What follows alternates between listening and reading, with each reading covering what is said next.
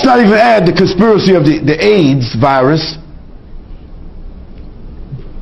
An AIDS virus that is a classic disease that was created in Fort McKinley, United States.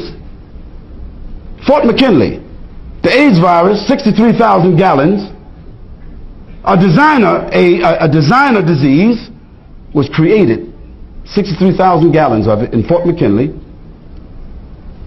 and designated for Africa and designated for other places in the world in order to meet what was called the UN World Health Organization mandate called Population 2000. How many people ever heard of that? Population 2000 was that by the year 2000, the UN World Health Organization had the mandate to bring the population of the world down by 36 million. To do what? To protect Western civilization, because the greatest threat to Western civilization at that time, in 1971, was the threat of overpopulation of India, Pakistan, Far East Asia, Africa, South America. Now, for Africa, they chose AIDS. For China, they chose one child for one family. And if you don't want to know what that means, somebody needs to visit China and understand what that means. One child per family. What that means. It means that anybody in China that has a second child, they are arrested. The woman has a hysterectomy. The man has a vasectomy. They are put in jail as an example. And that child that they had, the second one, the pregnancy, is aborted. One child. That's the law in China. Who made that law? The Chinese, through the World Health Organization. I don't have to tell the people from India and Pakistan about the birth control that they have adopted in India. I don't have to tell anybody about that.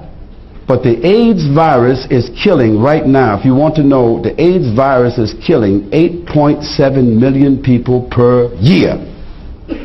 Now you add that up per month, or you add it up per week. 52 into 8 million. That'll tell you how many people a week are dying in Africa by the AIDS virus, which is a conspiracy.